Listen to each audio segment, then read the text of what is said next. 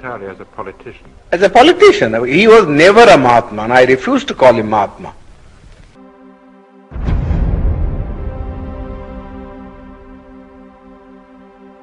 I've never in my life called him Mahatma. He doesn't deserve that title. Not even from the point of view of his morality. You see? Going back to the Poona Pact, the Eurabda Pact. Yes.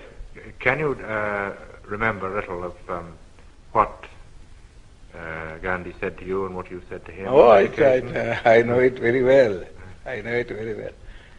The British government had, in the original award which MacDonald had given, had accepted my suggestion.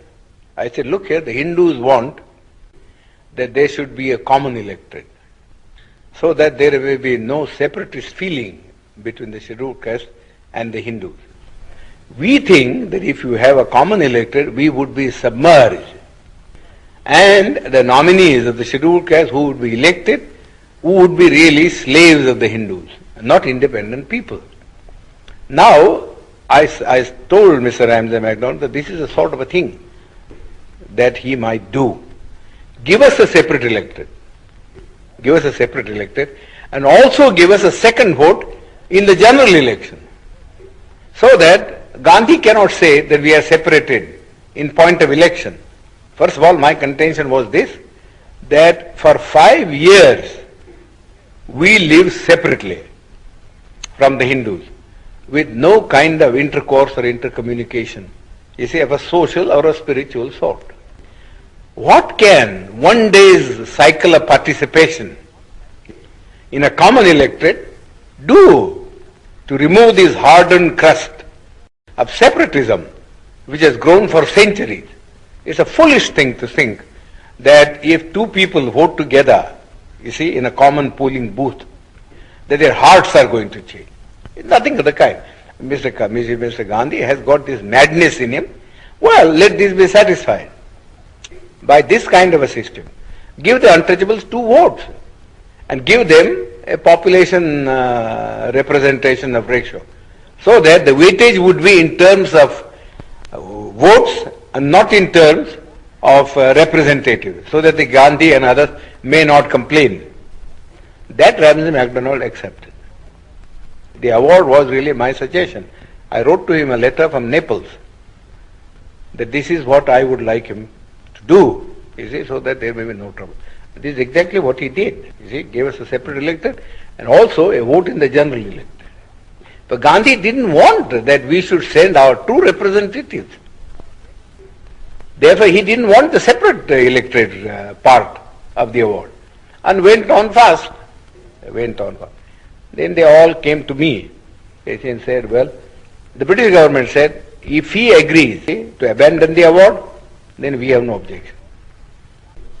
But we can't abandon the award ourselves. We have given the award, we have taken all things into consideration, and we think this is the basis.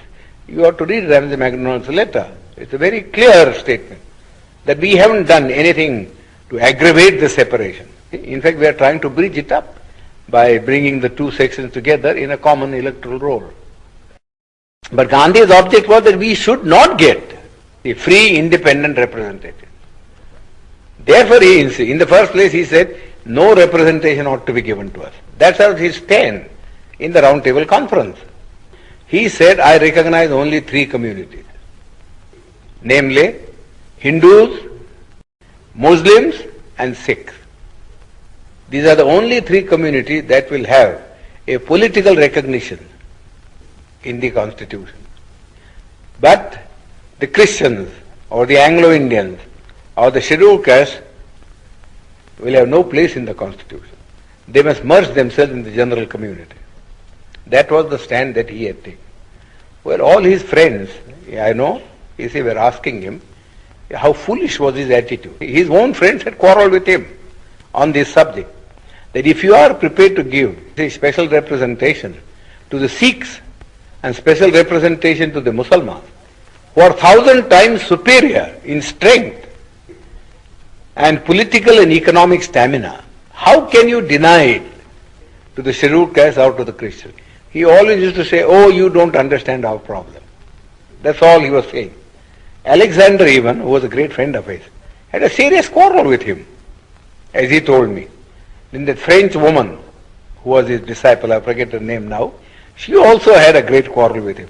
That we don't understand this attitude. Either you say, we won't give anything to anybody. Let there be just a common role. Then we can understand that that's a democratic thing. Go on saying that you will give it to the Muslims and you give it to the Sikhs, but not to the scheduled caste, seems absurd. He could give no answer. He could give no answer. So we suggested this method. He also didn't, in the beginning, when he wrote a letter, he said, no, the scheduled caste should have nothing. No representation. You see. Then his own friend said to him, this was asking for too much. You see, nobody would support you in this matter. Then Malviya and others came to me and said, well, could you not help us to solve this problem? You see, I said, well, I don't want to solve this problem by sacrificing what we have been able to get from the British Premier. So you went to Poona. I said I suggested alternative formula. And that formula was that I am not prepared to give up the separate electorate, but I am prepared, you see, to modify the thing in this way, namely that the candidates who would stand in the final election on behalf of the scheduled caste should be first elected by the scheduled caste themselves, sort of a primary election, and that they should elect 4 people. 4. And the 4 then should stand in the general electorate. And let the best one come.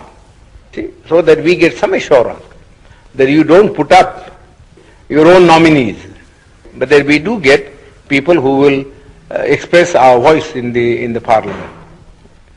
That Mr. Gandhi had to accept, so he accepted that. Of course, we had the benefit of it only in one election, in 1937. There you will see that the Federation swept the poll. Gandhi was not able to get a single candidate of his party elected.